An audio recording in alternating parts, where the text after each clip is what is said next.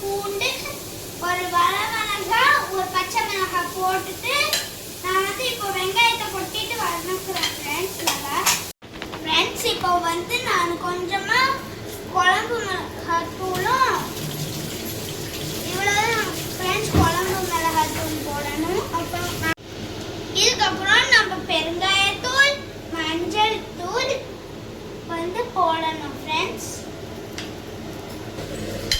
இப்போ வந்து நான் கொஞ்சம் கரம் மசாலா போட்டிருக்கேன் ஃப்ரெண்ட்ஸ்.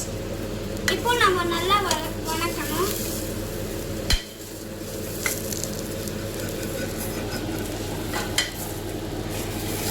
ஃப்ரெண்ட்ஸ், இப்போ கொஞ்சம் கல்லுப்பு, அப்புறம் கருவேப்பிலையும் போடணும் ஃப்ரெண்ட்ஸ். ஃப்ரெண்ட்ஸ், இந்த தக்காளி எல்லாம் ஸ்மாஷ் ஆகுற மாதிரி நம்ம மாத்திரணும். பாருங்க, நல்லா இந்த மாதிரி ஆயிடுச்சு ஃப்ரெண்ட்ஸ். இப்போ வந்து தேவையான அளவு தண்ணி ஊற்றிக்கணும்.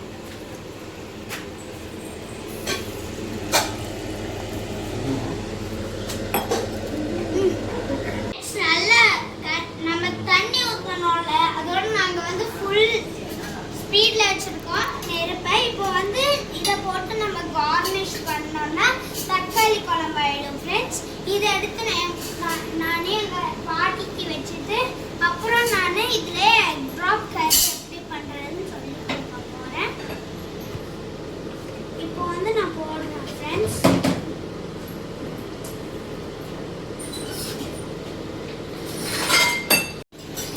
ஃப்ரெண்ட்ஸ், இப்போ வந்து எங்கள் பாட்டியோட குழம்புலேருந்து கொஞ்சம் எடுத்துருக்கோம். இப்போ வந்து நான் முட்டையை வந்து உடைச்சு விட்டு போகிறேன்.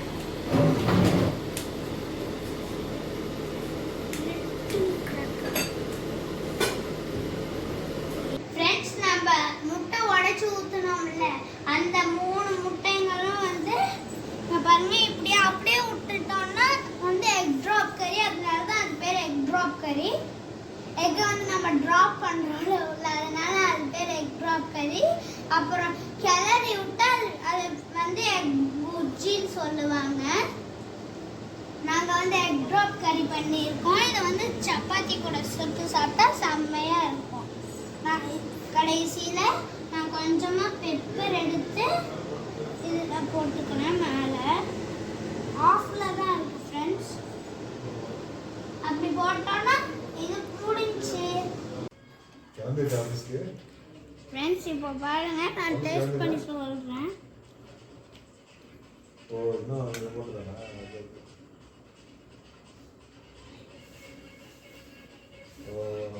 நார்மலா என் வைஃப்க்கு ஃப்ரைடே தான் கொஞ்சம் வேலை அதிகமா இருக்கும்பா.